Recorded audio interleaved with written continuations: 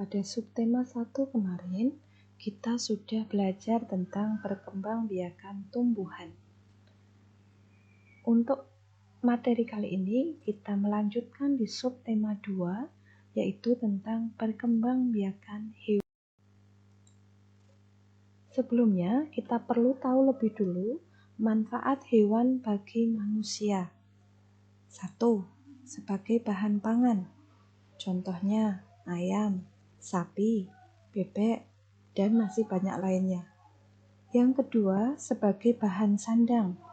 Contohnya, domba menghasilkan bulu domba untuk bahan wol. Kemudian, ulat sutra menghasilkan kepompong ulat sutra sebagai bahan pembuatan benang sutra. Yang ketiga, untuk dimanfaatkan tenaganya. Contohnya sapi, kuda. Kemudian yang keempat, dimanfaatkan kotorannya sebagai sumber energi alternatif yang disebut biogas.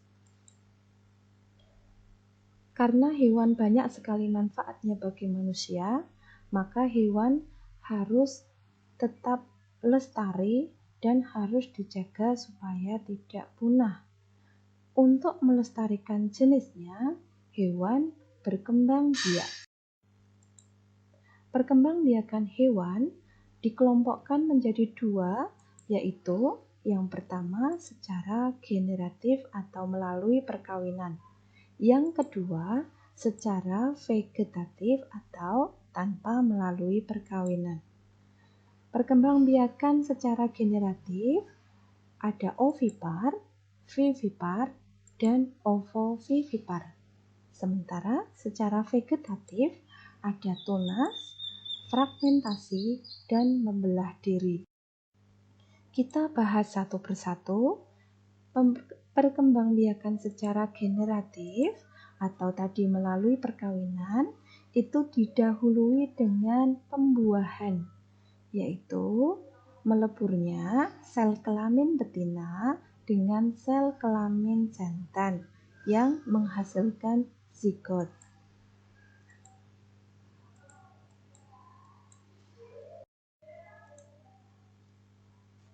Perkembangbiakan secara ovipar. Kita mulai.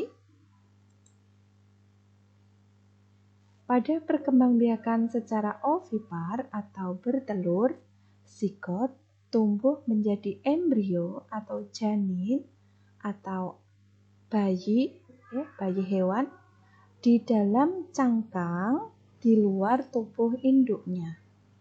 Ingat, di dalam cangkang tetapi di luar tubuh induknya.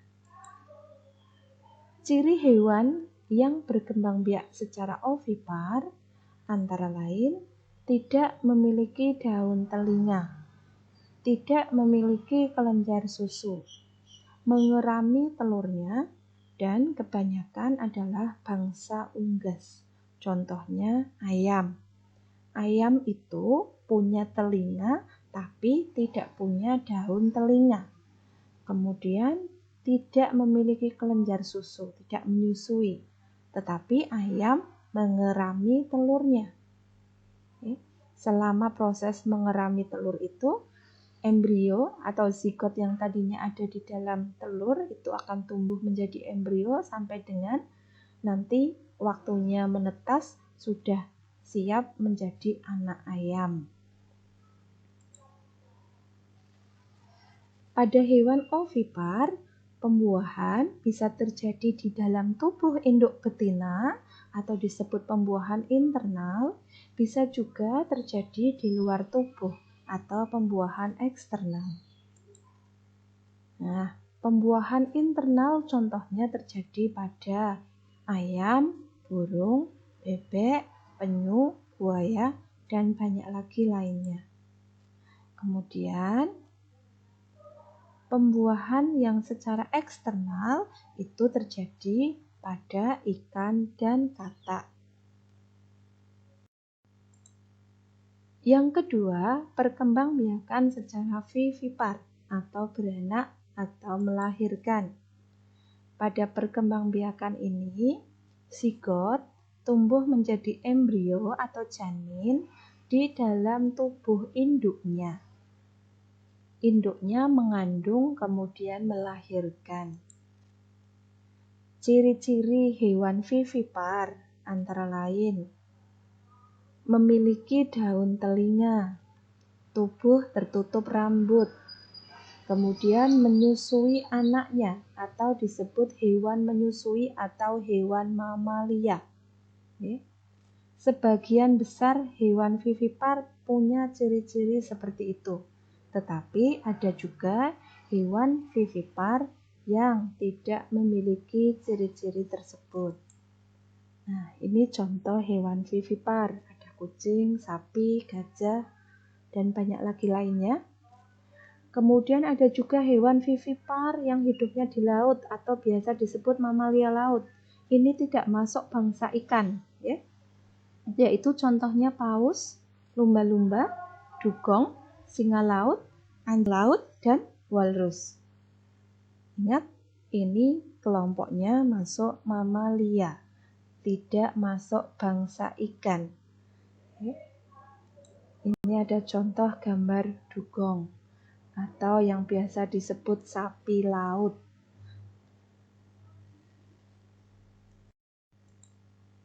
Yang ketiga, perkembangbiakan secara ovovivipar atau bertelur beranak.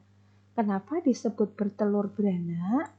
Karena zigot tumbuh menjadi embrio atau janin di dalam cangkang telur, tetapi ada di dalam tubuh induknya. Embrio keluar dari tubuh induknya seperti proses melahirkan. Jadi pembuahan tadi menghasilkan zigot yang ada di dalam telur, tapi telur itu tetap ada di dalam tubuh induknya sampai janin atau embrio yang di dalamnya siap lahir sebagai individu baru atau sebagai hewan baru. Contoh hewan ovovivipar yaitu kadal dan ular boa. Jadi kadal itu bertelur, tapi telurnya tetap ada di dalam tubuh. Kalau embrionya sudah berkembang siap menjadi bayi kadal, nanti keluar dari tubuh induknya sudah berupa kadal kecil. Ini ada gambar ular boa dan ada gambar kadal. Selanjutnya, kelompok yang kedua tadi, hewan yang berkembang biak secara vegetatif atau tanpa melalui perkawinan atau pembuahan. Tadi ada tunas, fragmentasi, dan membelah diri. Kita lihat yang pertama, perkembangbiakan hewan dengan tunas. Tunas tumbuh di tubuh induknya, kemudian lepas menjadi organisme baru, menjadi makhluk hidup baru. Contoh hewan ini adalah hidra. Hidra itu hewan air, hidupnya di air tawar, dengan ukuran sangat-sangat kecil, termasuk hewan mikroskopis, tidak bisa hanya dilihat dengan mata biasa. Harus menggunakan alat. Nah, ini ada gambarnya bagaimana tubuh hidra itu muncul tunas, kemudian tunasnya lepas menjadi organisme baru. Kemudian yang kedua contohnya porifera atau hewan berpori. Yang ketiga contohnya Coelenterata atau hewan berongga.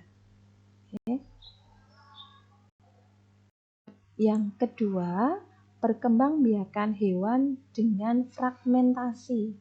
Fragmentasi adalah memotong tubuhnya untuk membentuk organisme baru.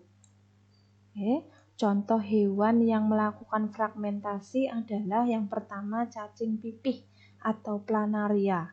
Bisa dilihat ini, planaria memutuskan bagian kepalanya dan bagian ekornya. Kemudian masing-masing bagian itu akan tumbuh lagi menjadi makhluk hidup baru. Ini namanya fragmentasi. Hewan yang kedua contohnya cacing pita. Ini cacing pita, cacingnya pipih, bentuknya seperti pita panjang, ya, biasa menginfeksi hewan ternak seperti sapi, babi, dan bisa juga menginfeksi manusia. Ini berbahaya. Kemudian yang ketiga, perkembangbiakan hewan vegetatif dengan membelah diri. Perkembangbiakan ini hanya terjadi pada hewan bersel satu. Ukuran hewannya sudah pasti sangat kecil karena hanya memiliki satu sel. Kemudian satu sel itu tadi akan terbelah menjadi dua. Namanya membelah diri.